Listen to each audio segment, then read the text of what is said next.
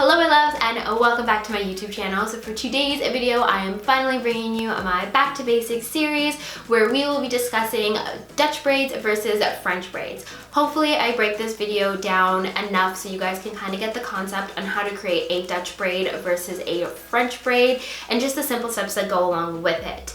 Now keep in mind, braiding the back of your head like I did in this video is extremely difficult and takes a lot of practice. Trust me guys, I didn't start braiding in the back of my head until last year, or I believe the year before. So to start off, if you are a beginner in braiding and you don't really have the concept down, or you don't really know how to place your hands or your fingers while you're braiding, I recommend starting braiding just like the front of your head.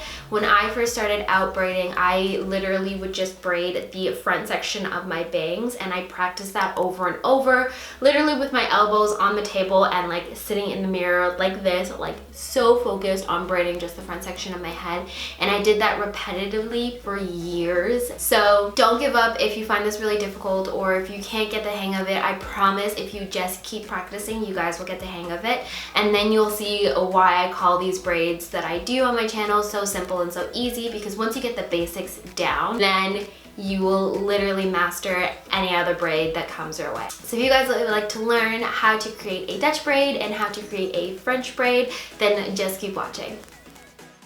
Okay, so to start off, I'm going to section a small section of hair at the crown of my head and separate that section of hair into 3 small pieces. So the pieces in the outside are the ones that are going to be crossed under for the Dutch braid.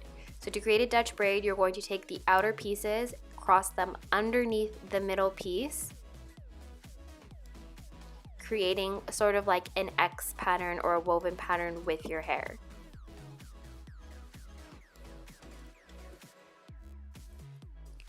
And then to create the Dutch braid part, you're going to start adding in hair. So what I do is I kind of create an L shape with my hand, and I scoop up a section of hair and add it into the outer pieces of hair, or the outer strands of hair, and then cross that outer strand underneath the middle strand. This is how you're going to get your braid to lay flat to your head.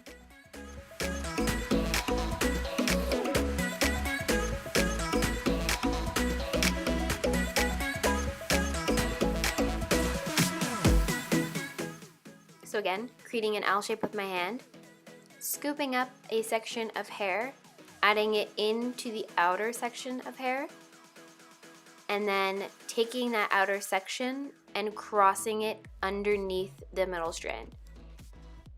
And each time I cross a section of hair underneath the middle strand and create a new outside section, I'm going to pick up some more hair and add that into the section of hair on the outside. So the outer pieces out of your 3 strands are always the strands that will be picking up hair. And to create a Dutch braid, you're going to be crossing those strands underneath the middle strand.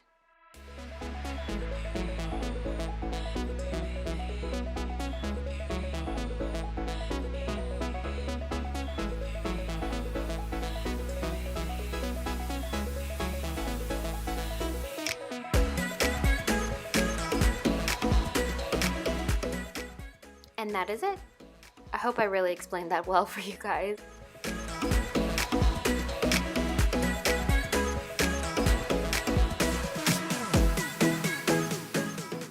For the French braid, you guys are going to be doing the exact same thing, except the 3 strands that you separate, the outer sections will be crossing over the middle section rather than under. So you're going to grab a small section of hair, separate that into 3 smaller pieces. And again, you're not going to be crossing the outer pieces under the middle strand. They will be going over the middle strand.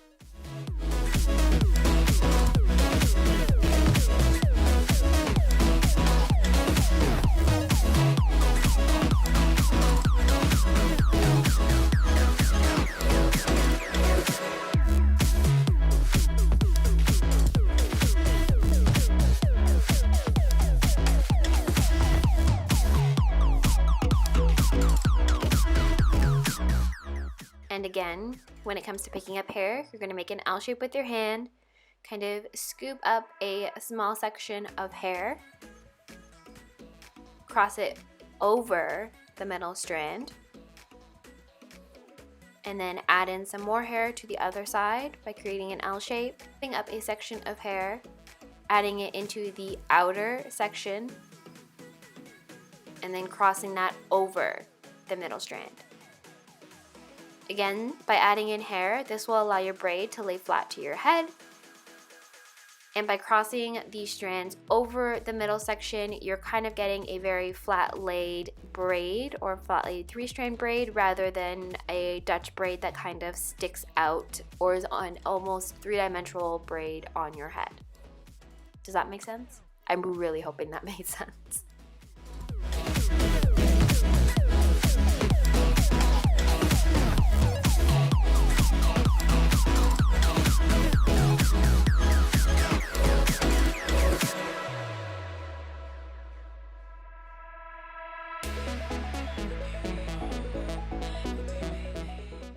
And you're just going to repeat these steps, working your way all the way down your head. And that's it.